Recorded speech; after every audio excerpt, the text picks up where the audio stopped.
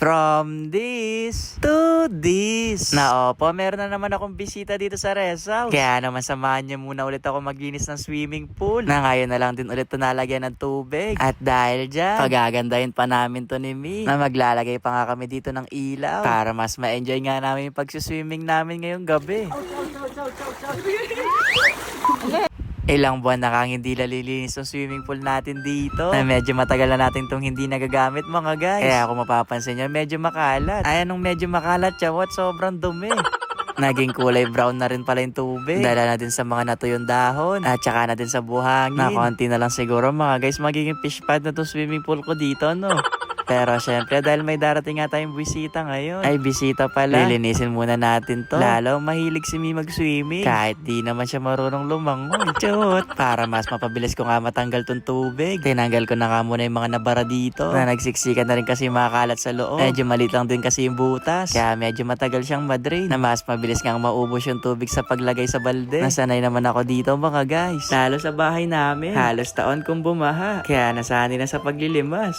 Na mabilis lang din pala natanggal yung tubig. Na heto nga lang isa pinakamahirap linisin minsan. Kasi itong mga kalat nga na to. Heto yung kailangan mo talagang siksikin para mawala. Na medyo dumami nga talaga yung kalat dito. Kasi sabi ko naman nga sa inyo mga guys, madalang na lang din namin to kung gamitin. Pero alam nyo, nung una-una tong swimming pool, halos once a week yata kami nagsiswimming. Syempre, first time magka-swimming pool noon. Nung nagkasunod-sunod, lumaki yung bill ng tubig. Kaya ayun, na-stop ang pagsuswimming. Chot! Pero seryoso mga guys, marami talaga yung kakailanganin na tubig bago nga tumapuno. Na nagpatulong na ako dyan kay ate. Kasi di nakakaya ng powers ko. Nasayang nga daw mga guys, di niya hanap yung takong niya.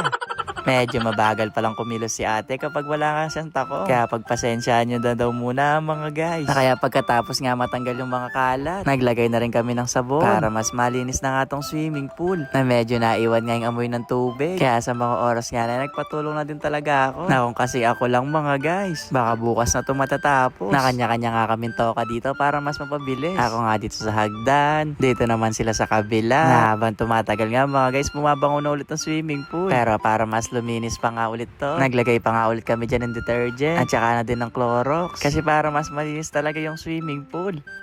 Nainintay muna nga namin dito ng ilang minuto. Binabad muna bago nga buhusan ulit ng tubig. Na habang hinihintay nga yun mga guys, shoutout muna si Miss Smiley. Na di na nga niya daw maaantay tong swimming pool. Kasi sabi ko sa kanya bukas na ito matatapos. Lalo medyo matagal nga magpapuno ng tubig. Kaya ipa-fast forward ko na siguro to mga guys ha. Inabot na rin pala kami ng gabi sa paglilinis. Kaya yung hihintayin na lang yan natin mga guys ay yung pagpapapuno nga ng tubig.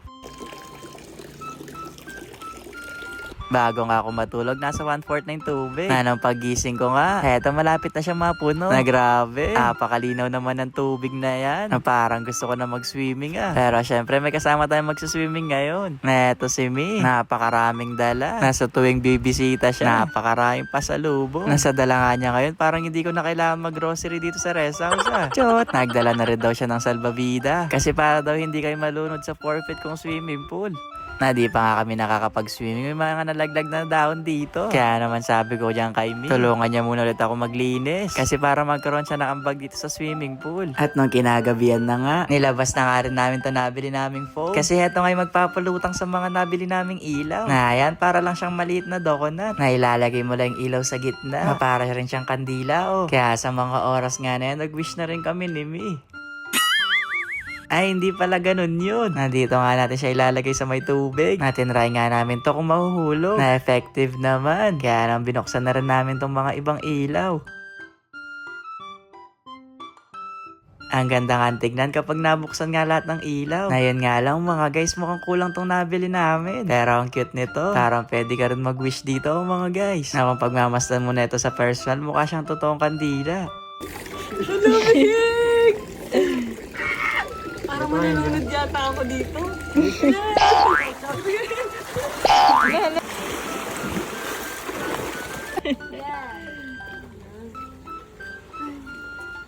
Jack!